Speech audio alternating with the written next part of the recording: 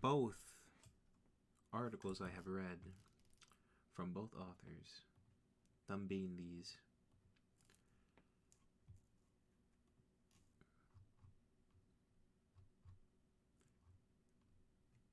'51, James M. McPherson, Who Freed the Slaves, 1996. After reading this whole document, right, I had the feeling that he was really trying to say that Lincoln achieved most of the things from being in certain situations that allowed him to do this. He starts talking about how when he did not see regrettably, when Lincoln got assassinated, he did not live to see the final ratification of the 13th Amendment. But if he had lived, not only would he have seen it in 1865, but the question who freed the slaves would be the right answer. However, saying that, Lincoln did not accomplish this in the matter of some symbolic portrayal of breaking the chains of helplessness and past bondmen, but the stroke of a pen by signing the Emancipation Proclamation. But by pronouncing slavery a moral evil that must come to an end, and then winning the presidency in 1860, which provoked the South to succeed because he was a Republican. He was not a radical Republican either, because he always kept telling the South, do not worry, I'm not going to end slavery. I'm just going to stop it or slow it down. It'll die naturally. However, the South succeeding allowed him to keep pushing that talk of, should we just end slavery? And slavery should end. He knew it was a moral evil, and I think he would have believed the same, that it should end. Okay. As by refusing to compromise on the issue of slavery expansion or on Fort Sumter, by careful leadership and timing that kept a fragile Unionist coalition together in the first year of war. Mind you that in the first year of war, the Union was losing a lot of battles to the South. And before re-election, even Lincoln didn't believe that he would have won re-election. So the first couple years, the first few years of war for the Union were pretty bad. And secondly, by refusing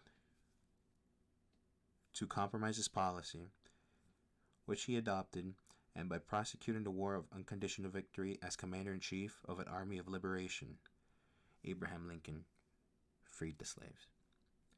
Now, this document I found interesting, especially on page 137. Let me take you guys there. 137. I really found this part interesting when he said, when Lincoln said this, he fully expected to lose the election. In effect, he was saying that he would rather be raped than president. In many ways, this was his finest hour. As matters turned out, of course, he was both right and president. Sherman's capture of Atlanta, Sheridan's victory in the Shenandoah Valley, and military successes elsewhere transformed the northern mood from deep despair, as I previously stated, in August 1864 to determined confidence by November, and Lincoln was triumphantly reelected. He won without compromising 1 inch on emancipation. Now, knowing this, and seeing how the tide of victory happened on the occasion of re-election, it really want to show that he had a chance, that people were believing in him.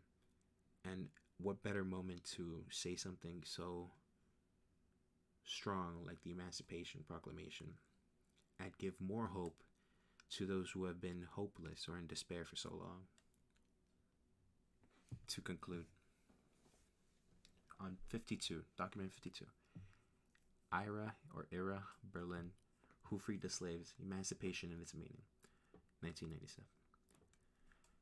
I read this one. It didn't strike me as interesting as the first one did, probably because I read the first one first and this one last. But this one was actually kind of interesting as well. In this one, it was more of the people. If you read the first document, he started talking about one of the authors saying slaves freed themselves. But on this one, it's more like everybody allowed for this to happen.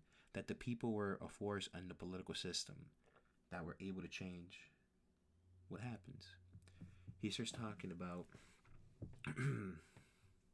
on page. Okay, right here. Slaves were not without allies. Abolitionists, blacks, and whites dismissed the Republican doctrine that slavery should be respected and given constitutional protection where it existed. Instead, abolitionists, like the slaves, saw the war as an opportunity to assault a system they believed was immoral and pressed for its extraction. Rather than condemn slavery for the comfort of their drawing rooms, some radical opponents of slavery volunteered to fight slavery on its own terrain, strapped on their haversack, and marched south as part of the Union Army. But soldiering was young men's work, and sex, age, condition, and circumstance barred many radicals from the Federal Army. Most abolitionists could not fume against slavery in petitions, editorials, or sermons. Although the campaign on behalf of emancipation laid the foundation for congressional and presidential actions against slavery, the majority of abolitionists had but slender means to attack slavery directly. Only slaves had both the commitment and the opportunity to initiate the assault on slavery. So, honestly, after reading this one, I felt like this one probably would have been better at the top in the first document. Because in the first document, actually, he does start talking about one of these authors who starts writing about, right here, Black Struggle for Freedom in America. So, here it says, let me see if I can find it real quick. Give me a second. Give me a second. Let me find it.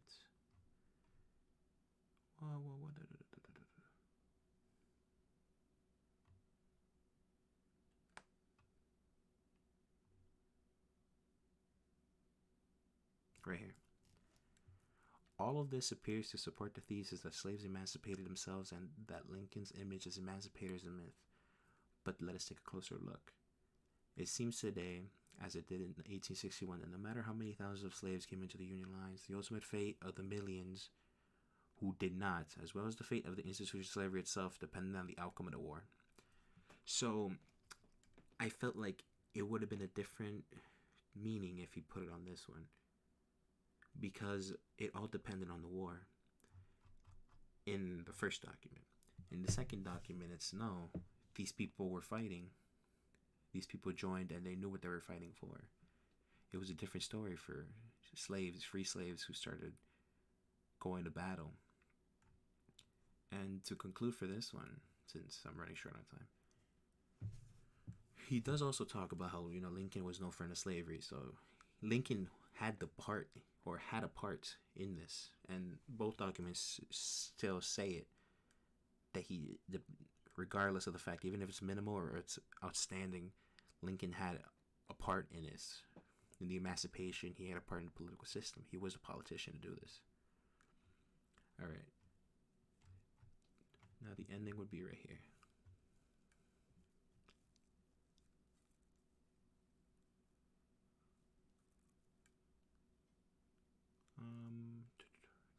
I keep losing it.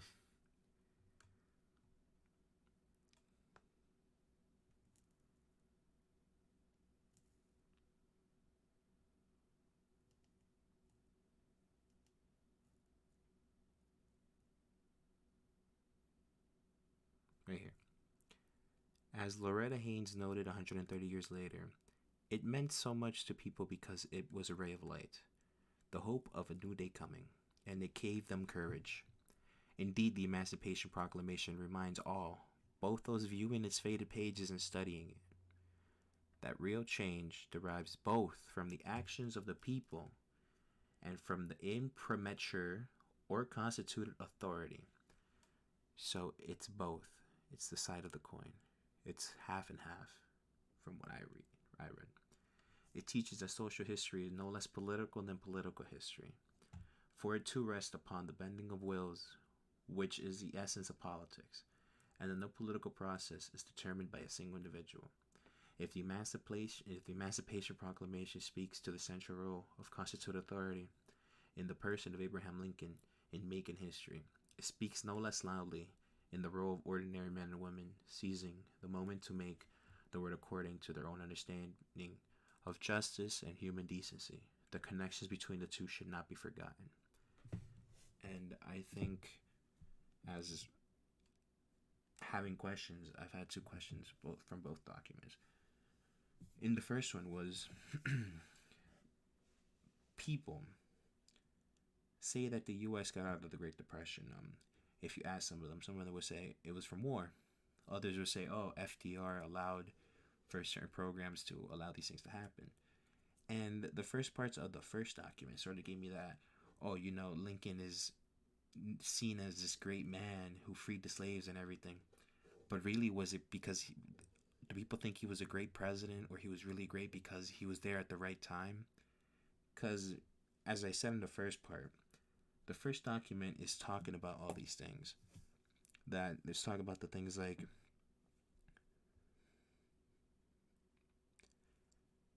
how he did not accomplish this by merit, symbolically portrayed, breaking chains of helplessness and bondsmen with the stroke of a pen and signing it, but pronouncing it as a moral evil, having these certain things fall into place, like the South seceding, the South attacking Fort Sumter, which caused the Civil War, these certain situations that allowed for it to happen. Or was it like the second one, where it takes people to start a change, start a movement slowly but surely? And that's my question. To whoever's listening, which one do you agree with? Do you agree with the first document, or do you agree with the secondary document? I would like to see the secondary document more of uplifting story. More of the morale. Like, it's the people who really drive into the political system to do this. But is that true in today's world? That's a question. Thank you for listening. Hope you have a great day. Stay safe. It's Enrique. Bye.